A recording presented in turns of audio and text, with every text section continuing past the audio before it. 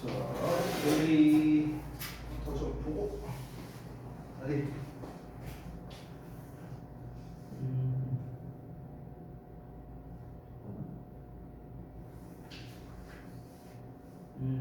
아니 근데 잘 썼어. 이것도 맞는 말이야. 이것도 맞는 말. 근데 한 가지 아쉬웠던 건 앞부분에 대한 얘기도 같이 있으면은 좀 더 좋을 것 같아. 잘했어. 너 실기. 그래? 박지 혹시 못 받았어? 아 그래? 잠깐만. 어디냐 박지가. 여기. 잠깐만 나좀 볼게요.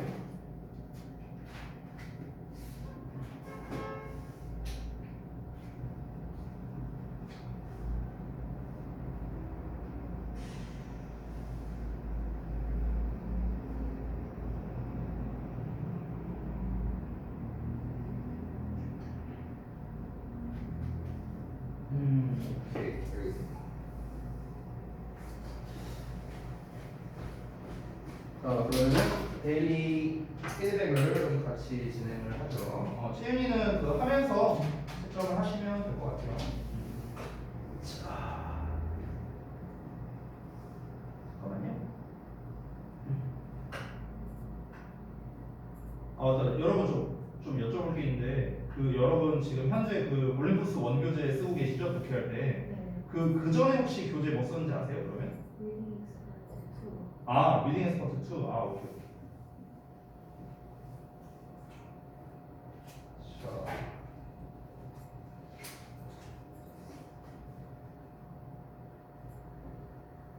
오케이. 잘 보이니? 이 정도면? 오케이. 자, 보겠습니다. 관계부사. 위였나 아래였나? 위? 아래. 위. 아씨. 아래였구나. 이 맨날 헷갈리네 진짜. 자.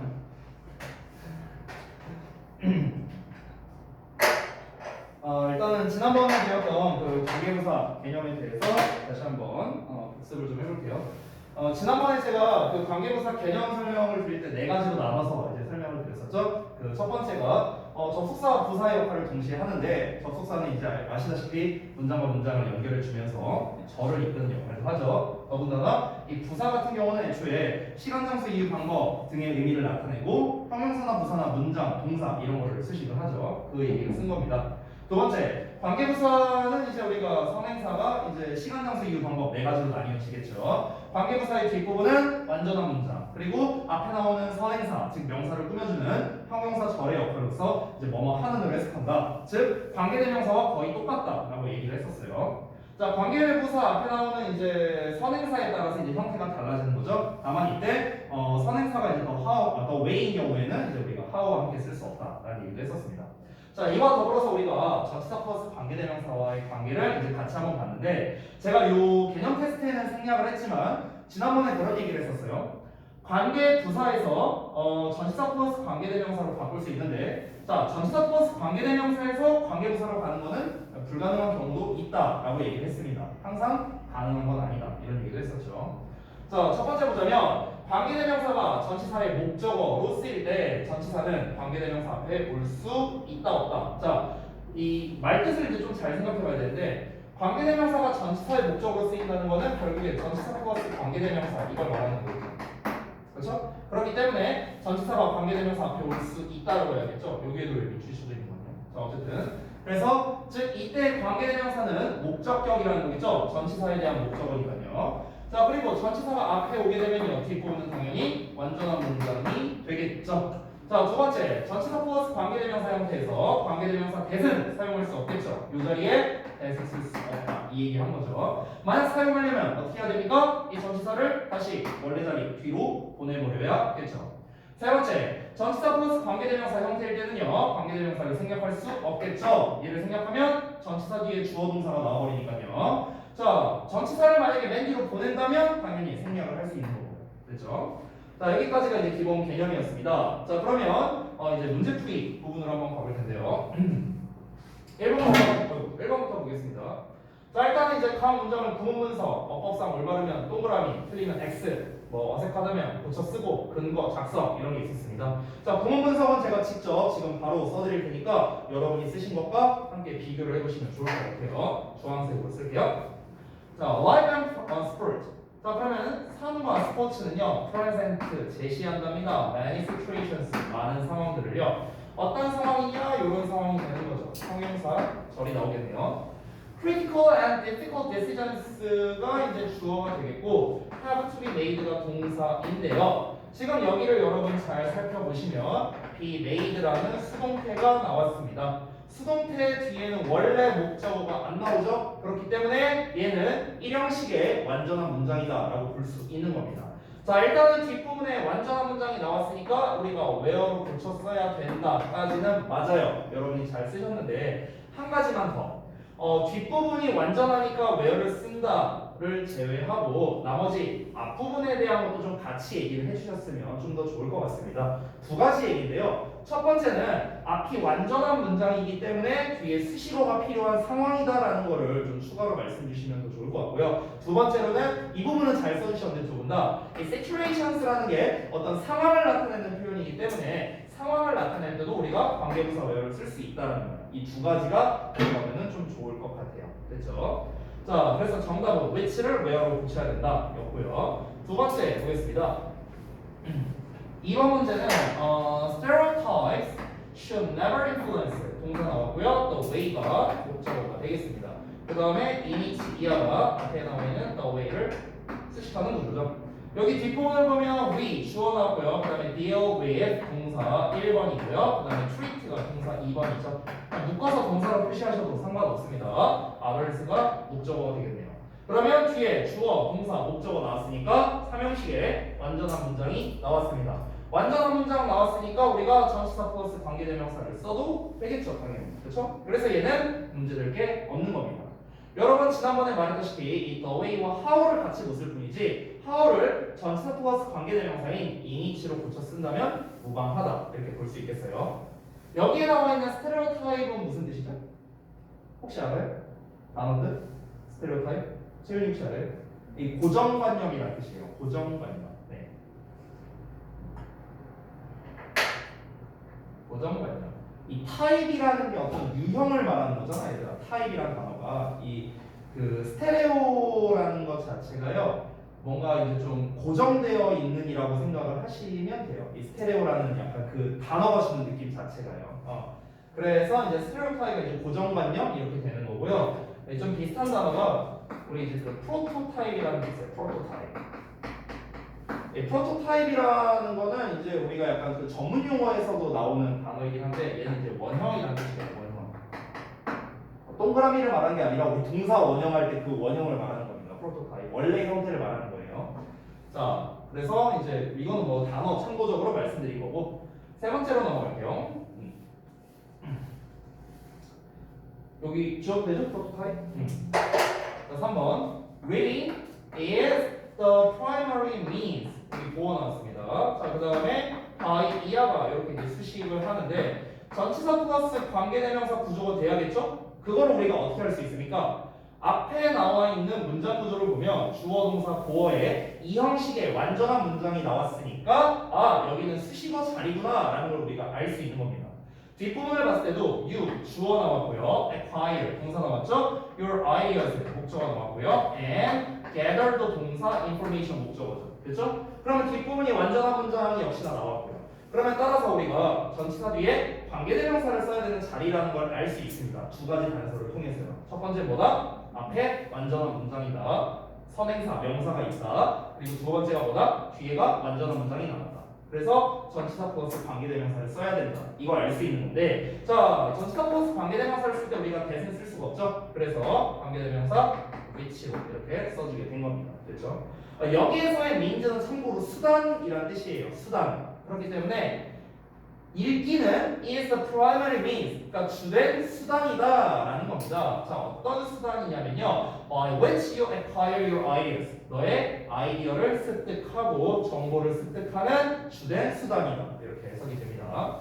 자, 그 다음에 네 번째 보겠습니다.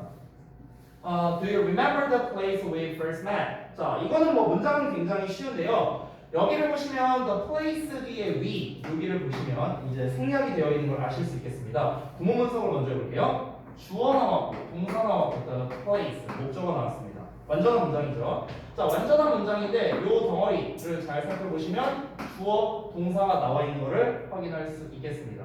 자, 그러면은 여기에서는 지금 우리가 앞에 나와 있는 the place를 수식을 해주는 경우인데 이 부분이 지금 뭔가가 생략되어 있다는 걸 알 수 있겠죠. 제가 이 업버 포인트에 사실 답을 미리 써놨는데요. 참고로 말하면 여기에는 관계부사 where가 생략되어 있는 거거든. 참고로 말하면. 근데 우리가 이렇게 볼 수도 있단 말이야, 얘들아. 선생님, 밑에 대한 목적어가 없으니까 목적격 관계대명사 위치가 생략된 거 아니에요? 이렇게 볼 수도 있거든. 근데 정답을 미리 말하면 얘가 생략된 게 맞고요, 얘는 아니에요. 왜 그럴까? 그 이유를 말씀해 주시면은 여러분 관계사를 완벽히 이해했다고 제가 생각할 수 있을 것 같아요. 왜 그럴까? 이 밑은 참고로 자타동사가 둘러대요. 자동사도 되고 타동사도 됩니다. 얘가 자동사라면 이 형식의 완전한 문장이니까 관계부사가 생략됐다고 보는 거죠. 그렇죠? 얘가 만약 타동사라면 뒤에 목적어가 없으니까 목적격 관계대명사 위치가 생략됐다고 보면 되겠죠. 그렇죠? 근데 제가 정답을 미리 말했어요. where가 생략된 거라고. 그럼 왜 얘가 생략된 거라고 볼 수는 없을까? 왜? 왜 그럴까? 맞춰줘요, 제가. 맞춰줘. 맞출 수 있어. 이걸 알면은 내가 더 이상 관계사를 할 필요가 없단 말이야. 맞춰줘. 세윤아, 효린아. 힌트를 좀 줄게요. 힌트. 여기에 위치를 한번 넣어보세요. 위치가 안 된다고 했잖아. 근데 위치를 한번 넣어봅시다. 우리가 이렇게 한번 넣어볼게요. 내가 한번 써볼게요. 이렇게. 아이고, 욕한 거 아니에요? 위치 쓴 겁니다. 자, 위치를 이렇게 썼어요. 잠깐만요. 보기 좋게 좀 줄일게요. 자, 위치를 썼는데 이렇게 쓰면은 얘가 지금 목적격이죠. 목적격이라는 거는 목적어라는 소리죠, 당연히. 자, 여기까지가 힌트인데 여기까지가 힌트예요. 그래서 못 쓴다는, 그래서 위치가 안 된다는 거예요, 어쨌든 여기에서. 거기 뒤에서 그런 전치사가 예, 얼추 정답이 나온 것 같아요. 예, 맞습니다. 자, 봐봐요. 왜 위치가 안 되냐면 얘들아, 우리가 관계대명사라는 개념을 잘 생각해봐. 관계대명사라는 건 앞에 나온 요 문장과 뒤에 나온 문장을 연결해주는 역할을 할 수 있잖아. 그러면서 또 무슨 역할을 하는 거야? 앞에 나와 있는 이 선행사를 얘가 대신하고 있는 거지. 그치? 그럼 여기서 위치가 가리키는 건 결국에 뭡니까? it이에요, it. 더 정확하게 쓰면 the place예요, the place. 그렇죠? 근데 이 the place가 뭐라는 거야? 목적어라는 소리예요. 목적어. 누구의 목적어? 밑의 목적어야. 그럼 우리가 해석이 어떻게 된 거야? We first met the place 이렇게 들어가야 된다는 거죠. 그렇죠? The place가 목적어니까. 되셨나요? 그럼 우리가 해석이 어떻게 돼요? 우리가 장소를 만났다가 되어버려요. 말이 이상하죠. 그렇죠? 우리가 장소를 만났다가 아니라 우리가 그 장소에서 처음으로 만났었다. 우리가 그냥 서로 만났었다라는 거잖아. 우리가 서로 만났었다라는 밑이 자동사로 보는 게 더 우리가 의미상 적절하잖아요. 우리가 그 장소를 만났다면 이상하잖아. 그렇죠? 그 장소에서 만났다고 해야 적절하겠죠.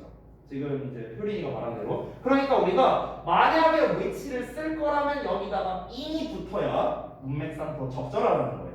이해되셨죠? 근데 이 위치를 어떻게 바꾼 겁니까? 한 단어 where로 바꾼 거죠. 그래서 전치사 플러스 관계대명사. 됐니? 근데 지난번에 말했던 이런 기본 선행사가 나왔을 때는 관계부사가 생략이 가능하다는 얘기를 했었죠. 그래서 where가 생략된 거고. 되셨나요? 이렇게 정리가 된 겁니다. 오케이. 자, 그래서 이 부분을 여러분이 좀 잘 기억해 주시면은 같이 좀 좋을 것 같습니다. 자, 그래서 예리는 여기서 마치도록 하고요. 잠깐만요. 이거 그래? 여기 있구나.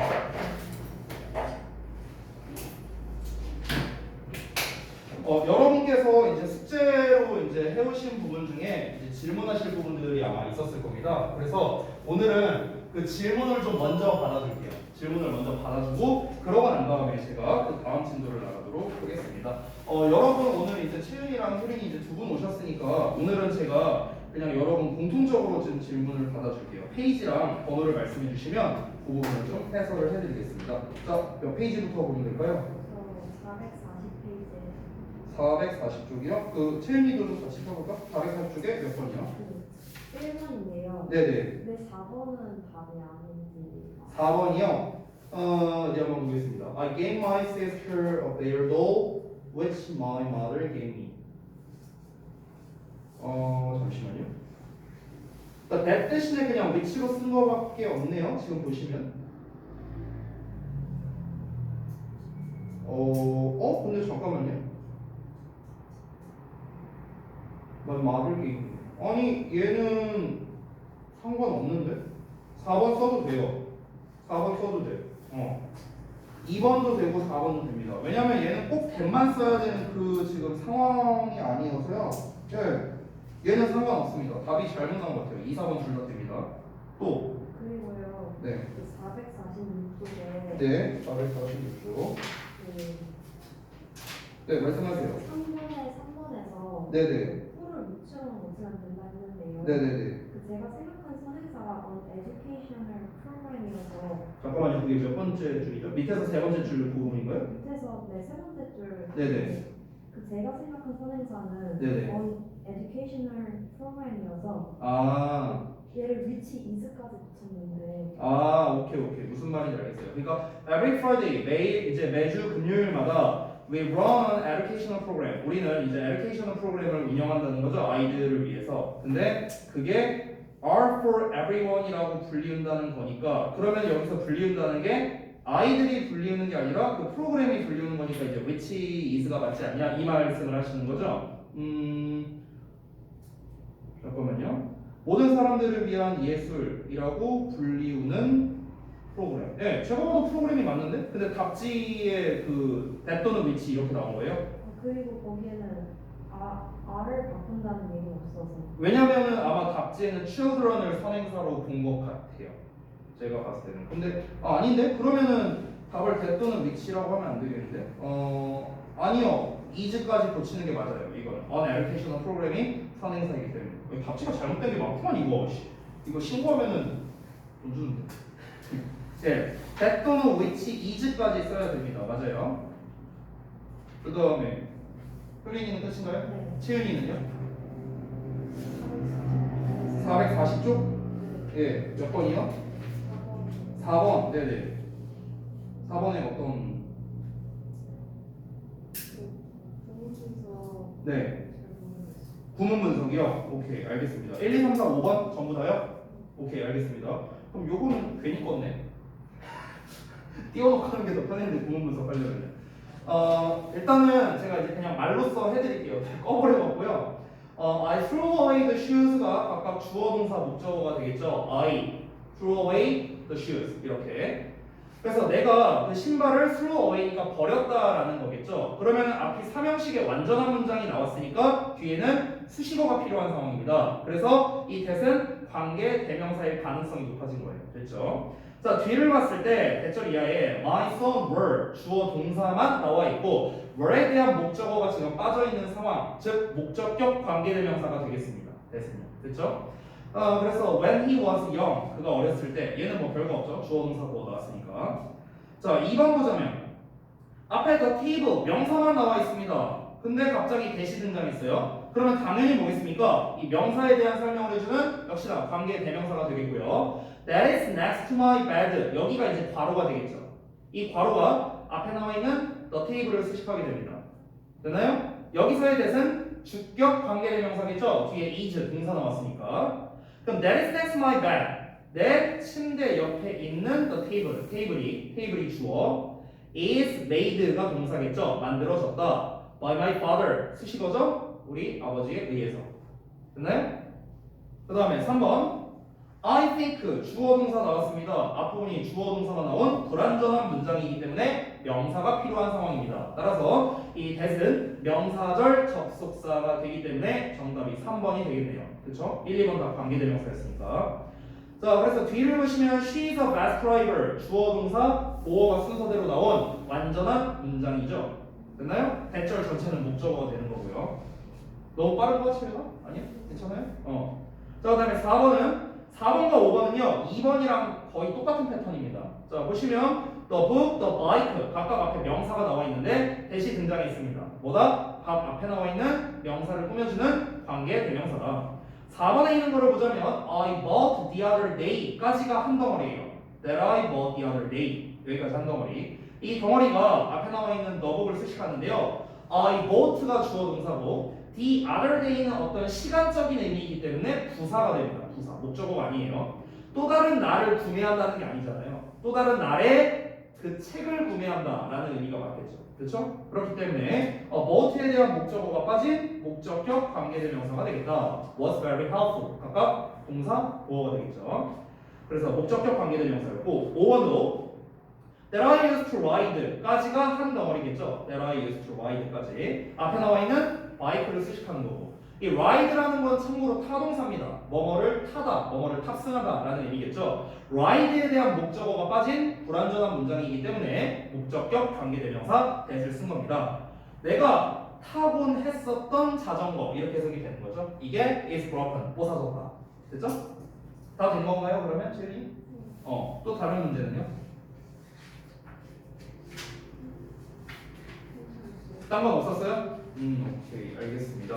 여러분이 아까 전에 숙제로 이유 쓴 거를 이제 저도 이제 한번 쭉 봤었는데요. 여러분이 대체적으로 이유를 잘 쓰신 것 같아요. 오늘 이제 한 가지 딱 하나 이제 아쉬웠던 건 뭐였냐면 제가 아까 전에도 말씀드렸던 앞문장에 대한 설명만 조금 더 있으면은 좋았을 것 같다라는 생각은 들었어요. 근데 그거는 제가 개인이 피드백하면서 말씀드렸으니까 좀 참고를 해주시면은 감사하겠습니다. 자, 오늘은 그러면 챕터 16에 있는 가정법을 볼게요. 가정법.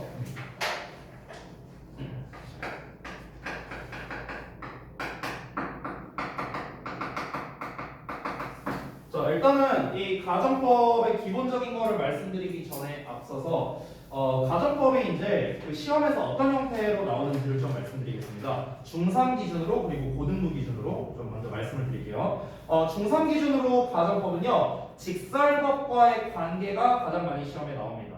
또는 그냥 생으로 영작하는 게 많이 나옵니다. 이 두 가지. 그래서 여러분께서 중3 시험 기준으로 만약 가정법을 학습할 거라면요 두 가지만 잘 기억해 주시면 돼요.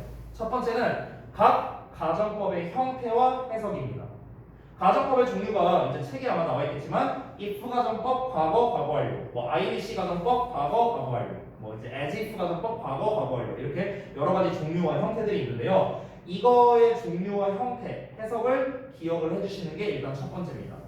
두 번째는요. 각 가정법을 직설법으로 전환시킬 수가 있습니다. 직설법이란 가정법이란 거는 우리가 상상해서 말한 거라면 직설법은 말 그대로 직설적으로 말한 굉장히 현실적인 화법이라고 생각을 하시면 되겠습니다.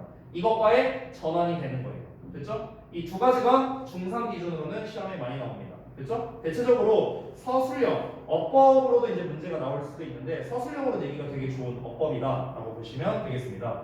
고등부 기준으로는요 어법 문제로 내기에는 사실 고1 한 1학기 정도까지는 어법 문제로 좀 종종 나옵니다. 어떤 식으로 나오냐면 가정법 과거랑 가정법 과거 완료를 이제 어느 상황에 써야 되는 건지를 좀 물어보는. 그러니까 이제 여기에서 뭐 if 주어의 과거형 동사를 쓸래 아니면 had pp를 쓸래 뭐 이런 식으로 물어보는 문제를 출제하곤 하는데요. 이 유형은 1학기 정도까지만 나옵니다. 2학기부터는 잘 안 나와요. 난이도가 낮아서요.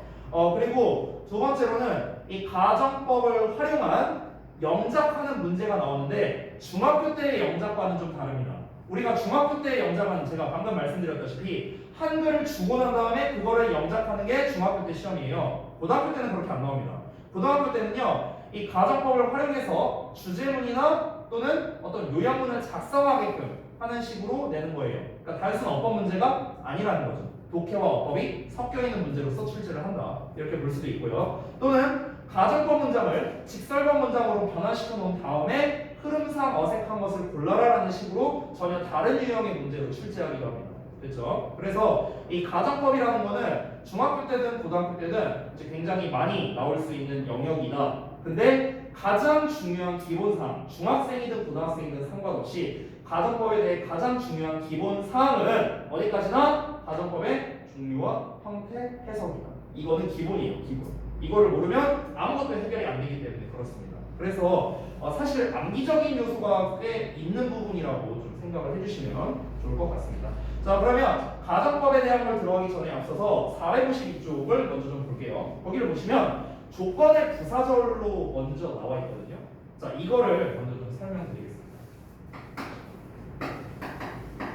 조건절과 가정법을 한번 비교해 볼게요. 이 조건절과 가정법을 학생들이 굉장히 많이 헷갈려합니다. 왜냐면요, 둘 다 똑같이 if를 쓰고요, 둘 다 똑같이 만약에로 해석합니다. 근데 분명한 건 둘은 달라요. 형태도 다르고 의미도 다릅니다. 자, 그거를 좀 설명해 드릴게요. 가정법의 형태는 제가 조금 이따가 더 자세하게 쓸 건데요. 가정법의 대표적으로 과거형을 제가 좀 써보도록 하겠습니다. 자, 일단 조건절을 먼저 써보자면 조건절은 일반적으로 어떻게 생겼냐? 조건절은 if 주어에 동사가 나오는데 이 동사가 현재형입니다. 그리고 주어에 일반적으로 미래 시제를 많이 써요. 이렇게 많이 나옵니다. 이게 조건절이에요. 자, 그런데 가정법의 경우에는 가정법 과거 기준으로 쓸게요. 주어에 과거형 동사가 나오고요. 그 다음에 우리가 조동사의 과거형의 동사 원형을 씁니다. 이게 바로 가정법입니다. 과거형입니다. 이거를 제가 해석을 해볼게요. 우리말로. 일단 형태가 달라요. 어느 부분에서? 현재형과 과거형을 쓴다는 점, 그리고 위를 쓴다는 점과 조동사의 과거형을 쓴다는 점, 이렇게 좀 형태가 다르죠. 우리말로 해석을 해볼게요. 얘가 뭐뭐 한다면 얘는 뭐뭐 할 것이다. 그래서 아래 거, 얘가 뭐뭐 한다면 얘는 뭐뭐 할 것이다. 해석 들어보니까 어때요? 거의 똑같지 않아요? 그렇죠? 제가 이따가 설명할 건데 미리 얘기할게요. 여러분, 가정법 과거는요, 생긴 게 지금 과거죠. 둘 다 과거형을 썼죠. 근데 실제로 해석할 때는 현재로 하거든. 원래 가정법 과거는 생긴 것만 과거야. 해석은 현재로 해요. 해석은. 얘는 그냥 생긴 게 현재니까 당연히 현재를 써야겠죠. 얘가 뭐뭐 한다면 얘가 뭐뭐 할 것이다. 얘가 뭐뭐 한다면 얘가 뭐뭐 할 것이다. 그러니까 해석이 거의 똑같다라는 거야. 그러면 이제 우리가 영작을 할 때 뭐뭐 한다면 뭐뭐 할 것이다라고 나왔어. 그럼 얘로 영작할 건지 얘로 영작할 건지 어떻게 할 거냐. 이런 문제가 생긴다. 됐나요? 그래서 이 조건절과 이제 가정법을 좀 비교를 해보겠습니다. 우리가 표면적인 해석으로는 크게 차이가 없어요. 근데 어떤 그 안을 들여다봤을 때 의미적 차이가 있는데요. 어떤 차이가 있냐면, 자, 조건절의 경우에는요, 얘는 이렇게 생각하면 돼요. 반반이라고 생각하면 돼요. 반반. 자, 이렇게만 쓰면 뭔 말인지 모를 수 있어. 추가 설명해 줄 거야. 조건절은 반반이고요. 가정법은 0%에 가깝습니다. 됐어요? 자, 무슨 말인지 설명을 해드릴게요. 제가 지금 반반이라고 쓴 거랑 0%라고 쓴 거는요, 다 이 if절을 말하는 겁니다. if절. 이 부분을 말하는 건데요. 예를 들어서, 야, 네가 나 돈 빌려주면 내가 너한테 갚을게. 빠른 시일 내에 갚을게. 이건 조건절이에요. 됐어요? 자, 예를 들어서, 내가 로또 당첨되면은 나 집 살 거야. 이건 가정법이에요. 우리말로 했을 때는 별 차이가 안 느껴지죠? 뭐뭐 하면 뭐뭐 할 거야. 이렇게 해석을 했으니까. 자, 여기에서 확률을 먼저 보시면 됩니다. 확률. 네가 나한테 돈을 빌려주면 나는 너한테 빠른 시일 내에 갚을게. 그럼 여기서 너가 나한테 돈 빌려줄 확률은 어때요? 반반이죠. 빌려줄 수도 있고 안 빌려줄 수도 있잖아. 그렇죠? 반반입니다. 내가 로또가 당첨된다면이에요. 이건 뭐야? 0%에 가깝죠. 됐나요? 그렇게 생각을 하시면 되는 거야. 그러니까 이 if의 내용의 확률이 얼마냐에 따라 우리가 조건절이냐 가정법이냐로 나누는 거예요. 되셨나요? 애초에 조건절이라는 건 여러분들 말 그대로 조건입니다. 조건. 네가 이렇게 하면 그러면 내가 이렇게 할게. 너가 이렇게 한다는 조건을 내걸면 나는 이런 조건을 내걸게. 조건이에요. 조건. 됐어요? 근데 가정법이라는 거는 가정이라는 말 자체가 뭡니까? 일어나지 않을 일을 상상해서 말하는 게 가정법이에요. 됐어요? 그러니까 이 일이 발생할 리는 없어. 하지만 만약에 발생한다면은 이렇게 할 거야. 이런 식으로. 내가 1900년대로 돌아간다면 아마 되게 힘든 삶을 살지 않을까? 이런 게 가정법이라고. 일어나지 않을 일이잖아, 절대로. 그렇지? 근데 그런 거를 상상해서 말하는 게 가정법이다. 실제로 있을 법한 어떤 조건을 제시하는 거는 조건절이다. 됐어요? 이게 의미적 차이다라고 볼 수 있겠습니다. 그게 지금 책에 어떻게 나와 있냐면요. 452페이지에는 현재 또는 미래에 일어날 수 있는 일, 그래서 사실과 반대 가정이 아닌 이렇게 나왔어요. 근데 사실과 반대 가정이 아님이라고 써놓으면 이게 뭔 말인지 잘 모를 수 있어요. 그래서 제가 쉽게 표현을 한 겁니다. 현재 미래에 일어날 수 있는 일, 일어날 수도 있고 안 일어날 수도 있어. 반반이야, 반반. 그래서 제가 반반이라 쓴 거고, 오른쪽 453쪽을 보시면 가정법 과거는 현재 사실 반대라고 이제 책에 쓰여 있죠. 현재 사실 반대. 그 말인즉슨 무엇이냐? 그냥 일어날 일이 웬만하면 없다라고 생각을 하시면 됩니다. 됐어요? 이게 바로 차이점이 되겠습니다. 자, 그래서 조건절의 경우에는 우리 지난번에 접속사 할 때 배웠었는데 요 if절에는 우리가 미래 시제를 쓰지 않는다라는 거 배웠었죠. 그리고 if의 부정문은 우리가 unless로 표현을 한다라는 것까지 같이 배웠었으니까 452쪽은 넘어가도록 하겠습니다. 자, 493쪽에 이제 본격적으로 가정법이 이제 등장을 하는데 책 전체를 보자면 453쪽 4쪽에 각각 가정법 과거와 과거 완료 나와 있고 455쪽에는 여러분에겐 다소 생소한 가정법 미래가 나와 있는데 근데 시험엔 잘 나와요. 얘는 어법으로는 엄청 잘 나옵니다. 가정법 미래가. 왜냐면 애들이 잘 몰라요. 그래서 잘 나오고요. 그 다음에 위드아웃 가정법도 굉장히 단골이고요. 가정법 도치도 단골이에요. 심지어. 그래서 지금 이 교재가 오랜만에 제 밥값을 한 것 같습니다. 오랜만에. 그러니까 정말 여기에서 이 1-1은 사실 이거는요. 저는 크게 의미가 있다고 생각하지는 않아요. 근데 지금 나머지 1-2부터 해갖고 이 가정법 끝나는 파트까지 이게 버릴 게 하나도 없습니다. 다 너무나도 잘 나오는 것들. 중학교든 고등학교든 상관없이요. 그래서 이것들을 하나씩 좀 살펴보도록 하겠습니다. 여기 좀 지울게요. 자, 그러면 2번을 여기다가 쓰겠습니다. 가정법에 대해서 한번 본격적으로 알아볼 건데요. 여기서 보는 가정법은 if 가정법입니다. 책에는 IDC 가정법, as if 가정법이 안 나와 있기 때문에 제외할 거고요. 실제로도 IDC와 as if는 고1부터는 거의 안 나옵니다. 중3 때는 나와요. 중3 때. 보통 이 가정법이요. 1학기 기말고사 내지는 2학기 중간고사 이때 이제 보통 시험에 가장 많이 나오니까 그때 여러분이 또 다시 IAC나 AJF가 나온다면 그때 집중적으로 학습을 하시는 걸 권장해 드립니다. 자, 일단은 가정법에 대해서 여러분이 기본적으로 아셔야 할 특징이 있습니다. 그거를 좀 정리를 해드릴게요. 가정법의 특징. 자, 제가 지금 쓰는 이 가정법의 특징은 if 가정법만의 특징이 아닙니다. 모든 가정법의 특징이에요. 모든 가정법. 됐어요? if든 IDC든 as if든 without이든 상관없이 모든 가정법의 특징이 되겠습니다. 자, 일단 첫 번째. 아까 제가 잠깐 언급했던 건데요. 가정법의 종류는요. 가정법 과거가 있고 그 다음에 가정법 과거 완료가 있죠. 가정법 미래는 잠깐 제외할게요. 좀 특이한 거니까. 가정법의 대표적인 종류가 두 개가 됩니다. 자, 근데 제가 다시 한번 말하지만 가정법 과거는 실제로는 현재예요. 실제로는 현재. 가정법 과거는 실제로는 과거입니다. 여기에서 제가 지금 쓴 이 실제로는 이라는 말이 조금 애매할 수 있는데 아주 쉽게 표현을 하자면요. 해석할 때라고 생각을 하시면 쉬워요. 해석할 때. 됐어요? 아까도 제가 잠깐 말했지만 생긴 건 과거입니다. 하지만 이 녀석의 실제 시제는 현재라는 소리예요. 됐어요? 생긴 것만 과거예요. 생긴 것만. 알겠죠? 그래서 우리가 가정법 과거 완료는 과거로 해석을 하는 거고 가정법 과거는 현재로 해석하는 게 맞다라는 겁니다. 되셨죠? 이게 별거 아닌데 굉장히 중요한 특징을 가지고 있습니다. 왜냐면요, 이 가정법을 가지고 어법 문제를 낼 때 이 개념을 갖고 이제 문제를 내는 거거든요. 그러니까 예를 들면 이런 거야. 이건 안 쓰셔도 되니까 잘 한번 보세요. 지문이 만약 이렇게 있어요. 지문이 있는데 우리 중딩이나 조금 난이도가 낮은 버전에서는 어떻게 나오냐면요. 예를 들어서 만약에 if 주어 과거형 동사에 주어 조동사의 과거에 동사원이 나왔어. 이게 가정법 과거형이죠. 그렇죠? 그러면은 중딩 버전에서는 이제 쉽게 낼 때 어떻게 하냐면 예를 들어 여기를 동사의 과거형을 쓰는 게 아니라 여기를 헤드키로 써놔. 이렇게 써놔. 그러면은 이제 여기 밑줄이 딱 쳐져 있어. 예를 들어서 법상 맞냐 틀리냐 이렇게 내는 거죠. 그럼 당연히 틀리겠죠. 가정법 과거형이니까 우리가 have, pp 이렇게 써줘야 될 거예요. 그렇지? 이게 정답이 되는데 이 고등부로 가게 되면은 약간 업그레이드가 됩니다.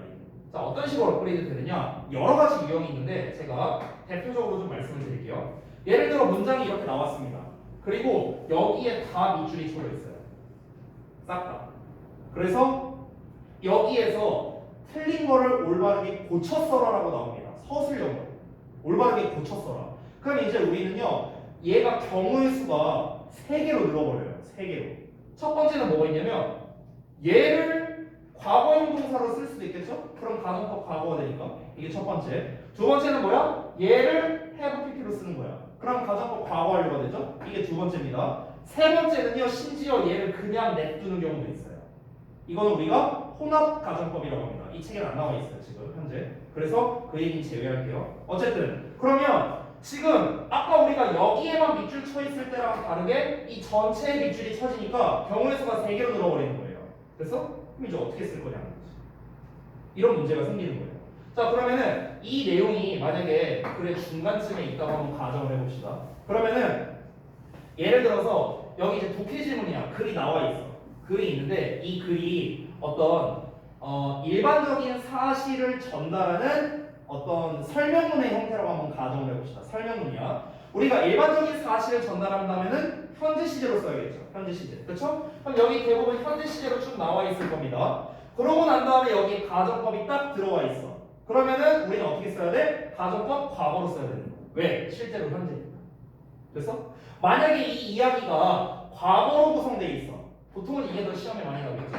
과거로 어떤 이제 이야기가 구성되어 있어. 논설문 같은 게. 근데 중간에 이 가정법이 나와 있고 이렇게 시험에 나와 있어. 그러면은 지금 이 내용 전체가 실제로는 과거니까 가정법은 과거 완료로 써야지. 그러니까 여기를 바꿔야 되는 게 정답이 되는 거야. 됐어?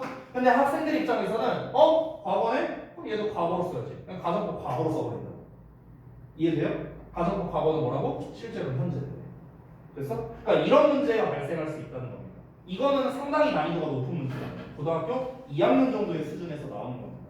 근데 나오면요 학생들이 많이 틀려요. 그러니까 엄청 자주 나온다는 아니에요. 자주 나오는 유형이라고 볼 수는 없습니다. 왜냐면 어려워요.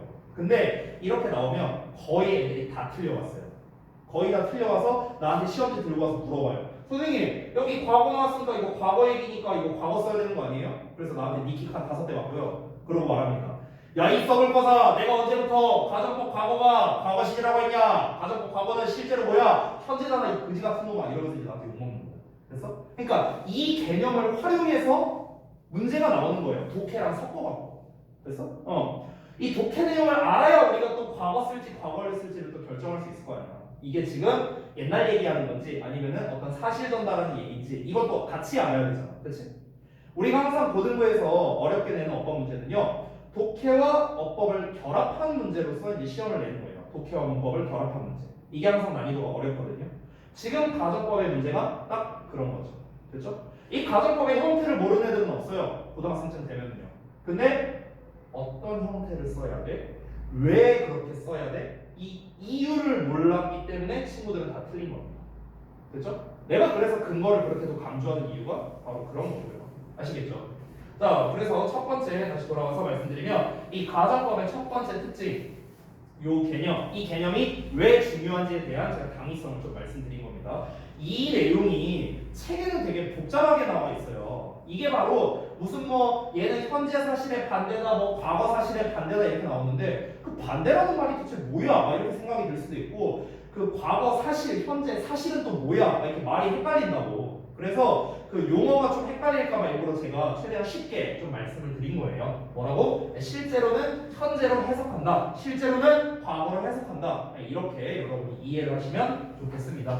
자, 그 다음에 나머지 특징들을 볼 건데요. 나머지는 뭐 별거 없습니다. 두 번째, 이거는 이미 여러분이 잘 알고 있을 텐데요. 가정법, 과거에서의 이제 특징이죠. 과거에서 우리가 비동사, 이 비동사는 무조건 어떻겠습니까? 이제 were의 형태로 쓴다라는 겁니다. 주어의 인칭, 수와 상관없습니다. 그렇죠? 그래서 if I was가 아니라 if I were 이렇게 많이 쓰죠. 가정법에서는요. 이게 또 주요 특징이 되겠습니다. 그렇죠? 그 다음에 그 기타 뭐 제가 설명드릴 부분은 없을 것 같아요. 직설법에 대한 얘기는 직설법에 대한 얘기까지 할까요? 직설법. 그러니까 모든 가정법에는 직설법이 존재하는데요. 여기서 이제 직설법이라는 게 무엇이냐 다시 한번 말하지만 우리가 가정법은